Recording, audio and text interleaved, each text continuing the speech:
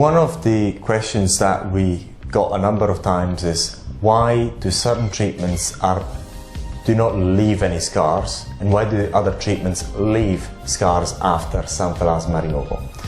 Now, this is not an exact, properly formulated question. It would be better to be asked this way: why would certain treatments are less likely to cause any scarring and others are more likely to cause scarring? Those treatments that are the most invasive, namely surgical removal of your xanthelasma, are the most likely to leave scarring. However, even those can be performed without leaving scars. However, the likelihood of leaving a permanent scar is quite high. The main reason of a scar forming are one or two. The number one is due to the procedure, and the number two is due to the healing progression, or the aftercare of the part that's been treated. Let's look at number one, which is the way the area was treated, the way xanthelasma was removed. Xanthelasma normally resides inside the dermis, so in order to remove the xanthelasma one way or another, you have to perform an ablation, a destruction of the xanthelasma that goes at a dermal level. However, the xanthelasma fortunately pushes down the dermis. Therefore, if you actually are quite careful and you do it properly, correctly, you can actually remove them without leaving any scars if the healing progression goes well. However, the likelihood of that occurring is not nil, and we're all humans, and you have to rely on your own judgment when you remove xanthelasma, either using lasers, using electrical arcing, surgically, or using cosmetic peels. So the ones that are most likely to leave scarring or marks of some sort are: number one is surgery, because surgery is normally carried out using a scalpel, and scalpels are not as precise as lasers. So these, and normally sometimes some surgeons can actually stitch up the area, so that can leave a scar as well after healing. However, once again, even if you have a scar left, normally they're not as visible as your own previous xanthelasma, so the result is better anyway from an aesthetic point of view.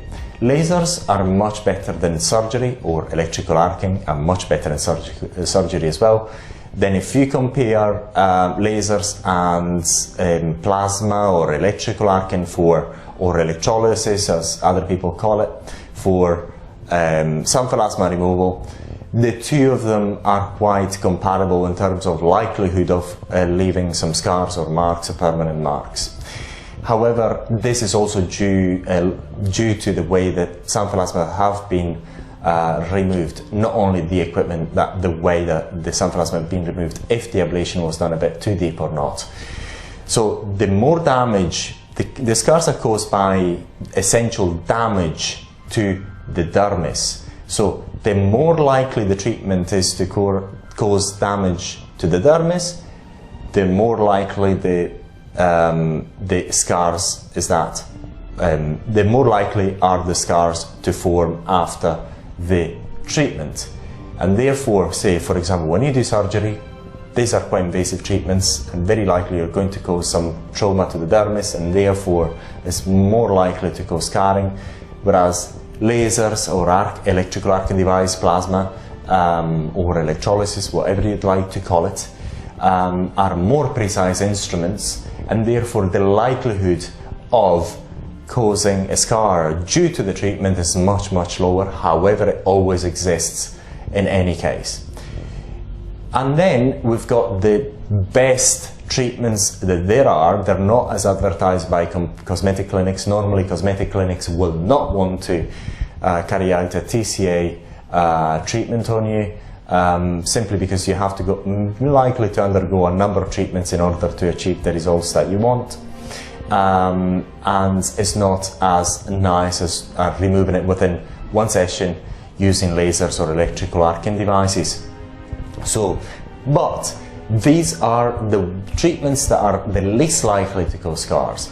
The reason is because by using cosmetic peels, especially the xanth remover or glycolic-based, ad hoc made glycolic-based products, cosmetic peels that are made for xanthelasma removal or removal of this sort of lesions, do not cause normally very important ablation to the dermis, a very important trauma to the dermis, therefore are quite unlikely to cause scarring. However, there's no treatment, including the TCA or the xanth remover, that can guarantee 100% that you will not have scars or some marks after treatment. To date, there hasn't been any scars with the xanth remover. However, we do not guarantee that scars may not appear. But if you actually understand that after thousands of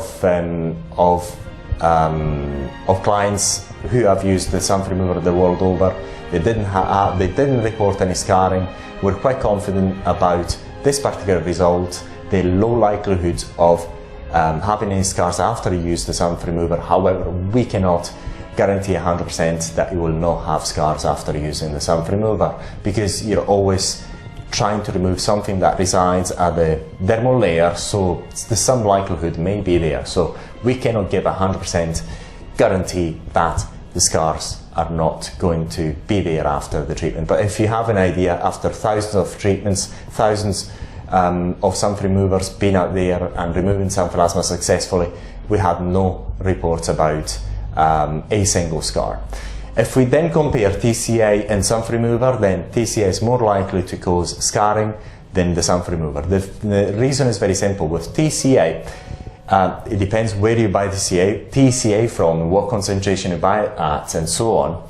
And also the other problem with TCA is that it is quite difficult to stop its ablative effect, its destruction power, because if you apply TCA and you wipe it off and rinse it, TCA is still working there, still ablating, even if you rinse the area. Normally, to stop TCA from working, from doing its own ablation, you have to use a neutralizer. And that one you can have a degree of control. So you have a lesser degree of control. Whereas with the xanth remover, in order to stop its effects, all you do is wipe it off and rinse it with water, and you stop its effect immediately.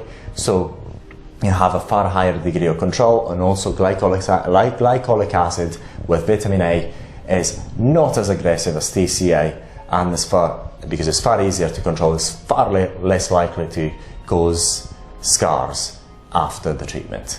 Hopefully you found this video useful, and once again, if you have xanthelasma while keeping them, now you can buy the xanth remover from this website, Xanthelasmaremoval.com, and get your xanthelasma removed safely and comfortably from the comfort of your own home, and we dispatch it the world over.